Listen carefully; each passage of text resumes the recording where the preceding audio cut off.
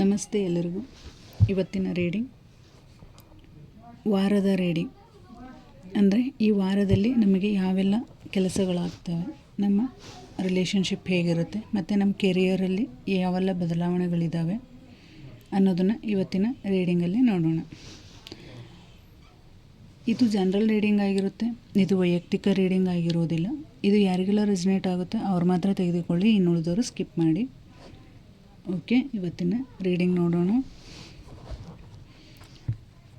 Thank you ಎಲ್ಲರಿಗೂ. Thank you so much ನನಗೆ ಇದೇ ಸಪೋರ್ಟ್ ಮಾಡ್ತಾ ಇರೋದಕ್ಕೆ. Thank you.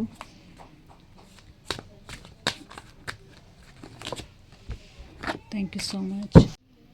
ನನ್ನ ರೀಡಿಂಗ್ ನೋಡಿ ತುಂಬ ಜನ ಸಪೋರ್ಟ್ ಮಾಡ್ತಾ ಇದ್ದಾರೆ, ತುಂಬಾ ಖುಷಿ ಆಗ್ತಾಯಿದೆ.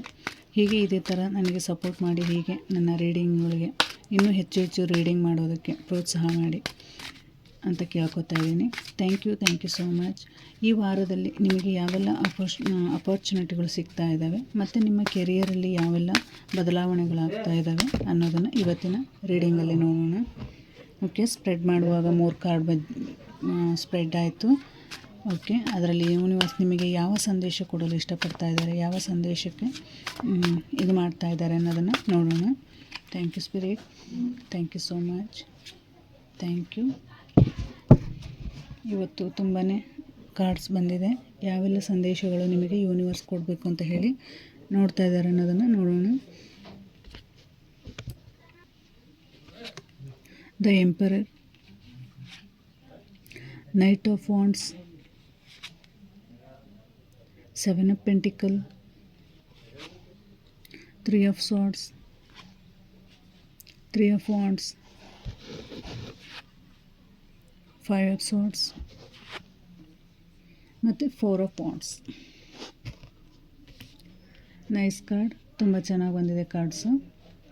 ಮತ್ತು ಈ ವಾರದಲ್ಲಿ ಏನಪ್ಪ ನಿಮಗೆ ಯೂನಿವರ್ಸ್ ನಿಮಗೆ ಯಾವ ಸಂದೇಶ ಕೊಡಲು ಇಷ್ಟಪಡ್ತಾ ಇದ್ದಾರೆ ಅಂದರೆ, ನೀವು ತುಂಬಾ ಜೀವನದಲ್ಲಿ ತುಂಬಾ ಕಷ್ಟಪಟ್ಟು ಮೇಲೆ ಬಂದಿದ್ದೀರ. ಅದನ್ನು ಹೇಗೆ ಉಳಿಸ್ಕೋಬೇಕು, ಅದನ್ನು ಯಾವ ರೀತಿ ನೀವು ಇಂಪ್ರೂವ್ ಮಾಡ್ಕೋಬೇಕು, ಹೇಗೆ ಅದನ್ನು ಕಾಪಾಡ್ಕೋಬೇಕು, ಯಾವ ಥರ ನಾವು ಜೀವನ ಮಾಡಬೇಕು, ಅಂದರೆ ನಾವು ನಮ್ಮ ನಡವಳಿಕೆ ಯಾವ ಥರ ಇರಬೇಕು ಅನ್ನೋದನ್ನು ಇವತ್ತು ತಿಳಿಸ್ಕೊಡ್ತಾ ಇದ್ದಾರೆ.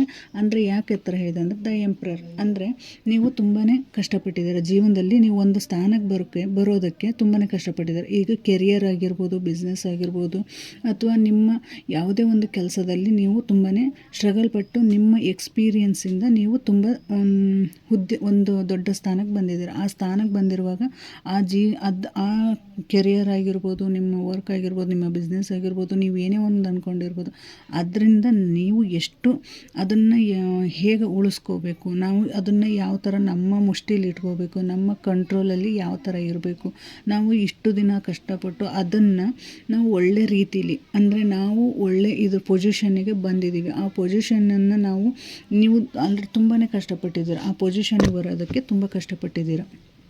ಕಷ್ಟಪಟ್ಟು ಎಕ್ಸ್ಪೀರಿಯನ್ಸ್ ಮುಖಾಂತರ ಈಗ ಎಕ್ಸ್ಪೀರಿಯನ್ಸ್ ತುಂಬಾ ಆಗಿದೆ. ಅಂದರೆ ನೀವು ಅದಕ್ಕೆ ತುಂಬಾ ದಿನಗಳಿಂದ ಕಷ್ಟಪಟ್ಟಿದ್ದೀರ. ಆ ಕಷ್ಟಪಟ್ಟಿರೋದ್ರಿಂದ ನೀವು ಆ ಸ್ಥಾನಕ್ಕೆ ಹೋಗಿದ್ದೀರ. ಆ ಸ್ಥಾನಕ್ಕೆ ಹೋಗಿರೋದ್ರಿಂದ ನಿಮಗೆ ಯೂನಿವರ್ಸಲ್ ಸಪೋರ್ಟ್ ಇದೆ. ನಿಮ್ಮ ಜೊತೆಗಿರುವಂತಹ ಎಕ್ಸ್ಪೀರಿಯನ್ಸ್ ಇರುವಂತಹ ವ್ಯಕ್ತಿಗಳಾಗಿರ್ಬೋದು, ಅಥವಾ ನಿಮಗೆ ಗೈಡ್ ಮಾಡಿರುವಂತಹ ವ್ಯಕ್ತಿಗಳಾಗಿರ್ಬೋದು, ನೀವು ಒಳ್ಳೆ ಪೊಸಿಷನ್ ಅಂದರೆ ಲೀಡರ್ಶಿಪ್, ಅಂದರೆ ನಿಮ್ಮ ಕೆಲಸದಲ್ಲಿ ನೀವು ಸ್ಟ್ರಿಕ್ಟಾಗಿ ಕೆಲಸ ಮಾಡ್ತಿರ್ಬೋದು. ನೀವು ಒಂದು ಆ ಪೊಸಿಷನ್ ಉಳಿಸ್ಕೊಳ್ಳೋಕ್ಕೋಸ್ಕರ ಯಾರನ್ನೂ ಕೇರ್ ಮಾಡದೆ ನೀವು ಇದೇ ಥರ ಇರಬೇಕು, ರೂಲ್ಸ್ ಮಾಡುವಂತಹ ವ್ಯಕ್ತಿ ಆಗಿರ್ಬೋದು, ನಿಮ್ಮ ಫ್ಯಾಷನ್ ಆಗಿರ್ಬೋದು, ಅದು ನೀವು ಯಾವುದೇ ಕೆಲಸದಲ್ಲೂ ನೀಟಾಗಿ ಅಂದರೆ ಇದೇ ಥರ ಇರಬೇಕು ಅಂತ ಹೇಳಿ ನೀವು ಸ್ಟ್ರಿಕ್ಟ್ ಮಾಡ್ತಿರ್ಬೋದು. ಆ ಕೆಲಸದಿಂದ ನಿಮ್ಮ ಜೊತೆಗಿರುವಂತಹ ವ್ಯಕ್ತಿಗಳು ನಿಮಗೆ ತೊಂದರೆ ಮಾಡುವಂತಹ ಟೈಮ್ ಬರಬಹುದು.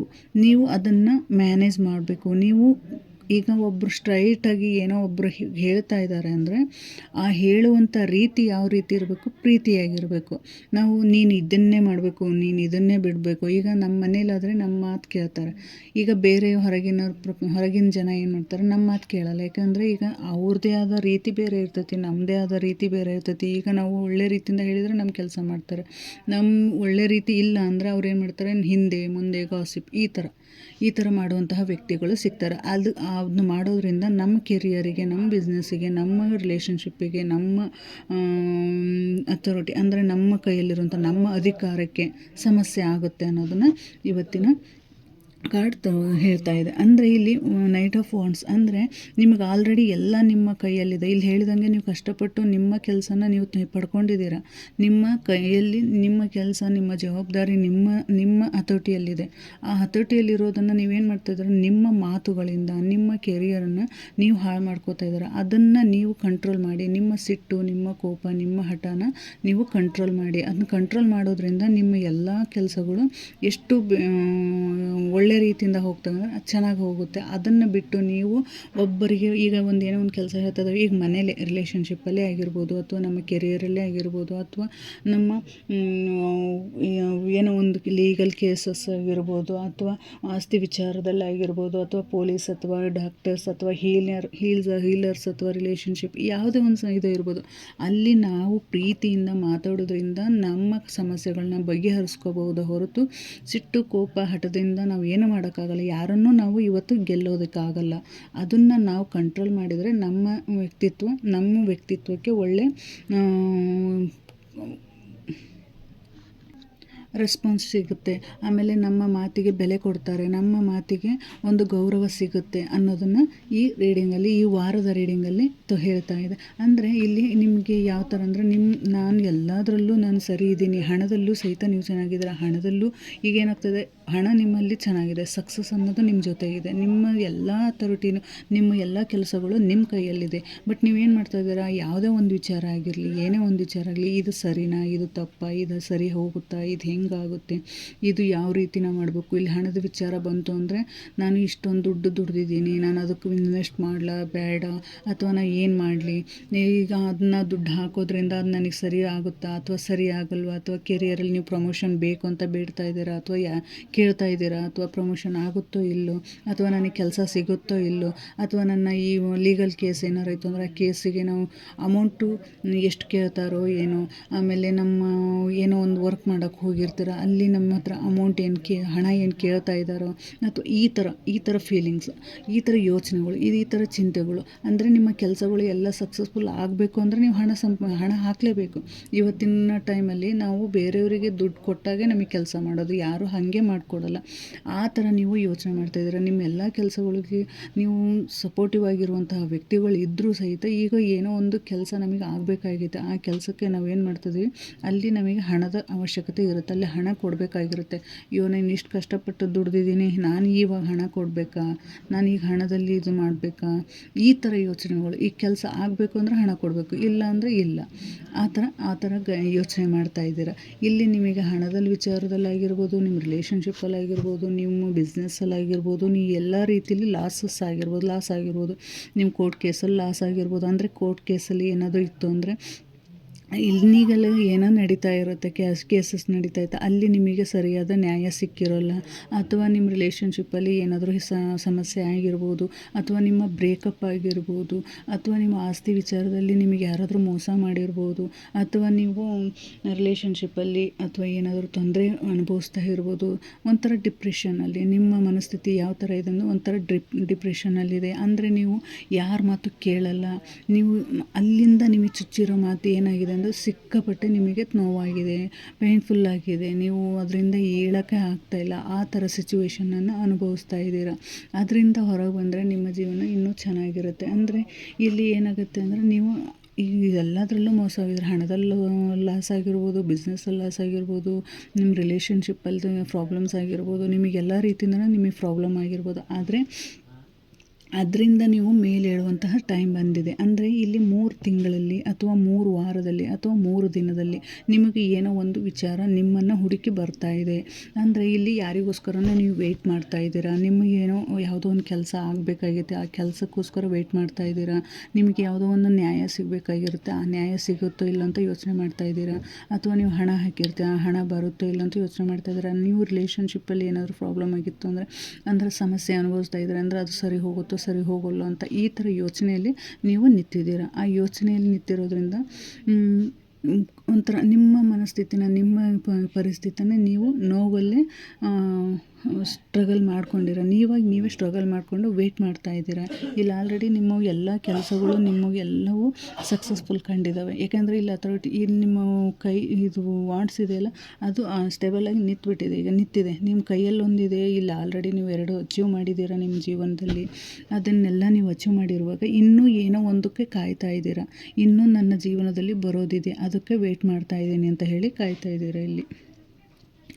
ಅದು ಯಾವುದೂ ನಿಮಗೆ ಬರಬಾರ್ದು, ಯಾವುದೂ ನಿಮಗೆ ಆಗಬಾರ್ದು ಅಂತ ಹೇಳಿ ಏನಾಗ್ತಾಯಿದೆ ಇಲ್ಲಿ ಅಂದರೆ, ನಿಮ್ಮ ಜೊತೆಗಿರುವಂತಹ ವ್ಯಕ್ತಿಗಳು ನಿಮಗೆ ನೆಗೆಟಿವ್ ಆಗಿ ನಿಮ್ಮನ್ನು ಕಾಡ್ತಾ ಇದ್ದಾರೆ. ಅಂದರೆ ನೀವು ಏನೇ ಒಂದು ಕೆಲಸ ಮಾಡ್ತಾ ಇದ್ದೀರಾ ಅಂದರೆ ಅಲ್ಲಿ ನಿಮಗೆ ತೊಂದರೆ ಆಗುವಂತಹ ಪೊಸಿಷನ್ ಇದೆ.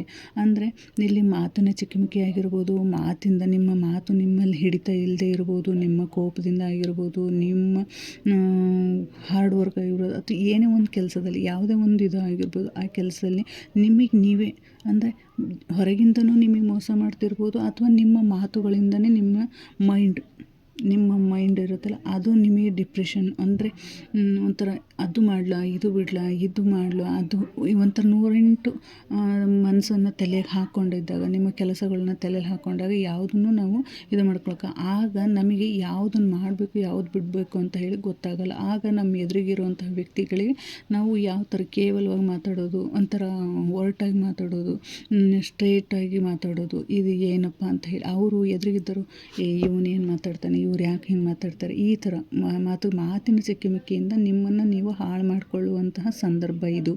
ಅದಕ್ಕೆ ನೀವು ನಿಮ್ಮ ಮಾತನ್ನು ಕಂಟ್ರೋಲಲ್ಲಿಡಿ. ನಿಮ್ಮ ಮಾತನ್ನು ಒಳ್ಳೆ ರೀತಿಯಿಂದ ಮಾತಾಡಿ, ಪ್ರೀತಿಯಿಂದ ಗೆಲ್ಲಿ, ಎಲ್ಲದನ್ನೂ ಪ್ರೀತಿಯಿಂದ ಗೆಲ್ಲಿ. ನಿಮ್ಮ ಜೊತೆ ಇರುವಂತಹವರೇ ನಿಮಗೆ ಮೋಸ ಮಾಡುವಂತಹ ಟೈಮ್ ಬರುತ್ತೆ. ಅಂದರೆ ನಿಮ್ಮನ್ನು ನೀವೇ ಮೋಸಗೊಳಿಸುವಂತಹ ಟೈಮು ಇದಾಗಿರುತ್ತೆ. ಅದರಿಂದ ನೀವು ಒಳ್ಳೆ ಮಾತುಕತೆ, ಬೇರೆಯವ್ರ ಜೊತೆ ಹಠ ಮಾಡೋದು, ಕೋಪ ಮಾಡ್ಕೊಳ್ಳೋದು, ಸಿಟ್ಟು ಮಾಡ್ಕೊಳ್ಳೋದು, ಇದು ಯಾವುದು ಇಲ್ಲದೆ ಇತ್ತು ಅಂದರೆ ನಿಮಗೆ ಒಳ್ಳೆ ಟೈಮ್ ಇದೆ. ಅಂದರೆ ಇಲ್ಲಿ ನಿಮಗೆ ಒಳ್ಳೆ ಟೈಮ್ ಹೇಗಿದೆಯಪ್ಪ ಅಂದರೆ ನಿಮಗೆ ಸೆಲೆಬ್ರೇಷನ್ ಮಾಡುವಂತಹ ಟೈಮ್ ಇದೆ. ಅಂದರೆ ನೀವು ಹಣದಲ್ಲಿ, ಬಿಸ್ನೆಸ್ಸಿಗೆ ಆಗಿರ್ಬೋದು, ರಿಲೇಷನ್ಶಿಪ್ಪಲ್ಲಿ ಆಗಿರ್ಬೋದು, ಅಥವಾ ನೀವು ಏನೋ ಒಂದು ಆಸ್ತಿ ತೊಗೊತಾ ಇದ್ದೀರಿ ಅಂದರೆ ಅಲ್ಲಿ ಸಹಿತ ನಿಮ್ಮ ಲೀಗಲ್ ಕೇಸಸ್ಗಳಿರ್ಬೋದು, ನೀವು ಏನೇ ಒಂದು ಕೆಲಸ ಮಾಡಿದರೂ ನಿಮಗೆ ಅಪಾರ್ಚುನಿಟಿಗಳು ಅಂದರೆ ನಿಮಗೆ ಸಕ್ಸಸ್ಫುಲ್ ಇದೆ ಅನ್ನೋದನ್ನು ಹೇಳ್ತಾ ಇದೆ.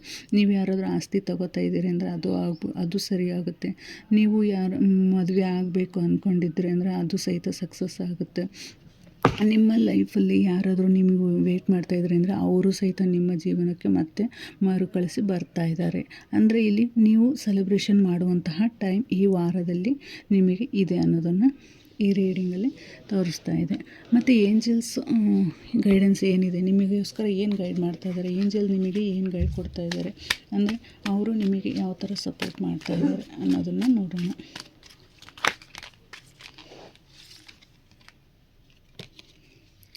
ಇಫ್ ಯು ಬಿಲೀವ್ ಅಂದರೆ ನೀವು ನಂಬಿಕೆ ಇಡಿ, ನಿಮ್ಮನ್ನು ನೀವು ನಂಬಿ ಅಂತ ಹೇಳಿ ಹೇಳ್ತಾ ಇದ್ದಾರೆ. ಅಂದರೆ ಇಲ್ಲಿ ಹಾರ್ಟ್ ಚಕ್ರ ಏನಿದೆಯಲ್ಲ, ನಿಮ್ಮ ಹಾರ್ಟ್ ಚಕ್ರನ ಓಪನ್ ಮಾಡಿ, ಅಂದರೆ ಅದನ್ನು ಹೀಲ್ ಮಾಡ್ಕೊಳ್ಳಿ. ನಿಮ್ಮ ಹಾರ್ಟ್ ಚಕ್ರನ ಹೀಲ್ ಮಾಡಿದ್ರಿಂದ ನಿಮ್ಮ ಎಲ್ಲ ನೆಗೆಟಿವ್ಸು ಹೋಗಿ ನಿಮಗೆ ಒಳ್ಳೆ ಅವಕಾಶಗಳು ದೊರೆಯುತ್ತವೆ. ಅಂದರೆ ನಿಮ್ಮನ್ನು ನೀವು ನಿಮ್ಮ ಸೆಲ್ಫ್ ಕೇರ್ ಮಾಡ್ಕೊಳ್ಳಿ ಅಂತ ಹೇಳಿ ಏಂಜಲ್ಸ್ ನಿಮಗೆ ಗೈಡ್ ಮಾಡ್ತಾ ಇದ್ದಾರೆ.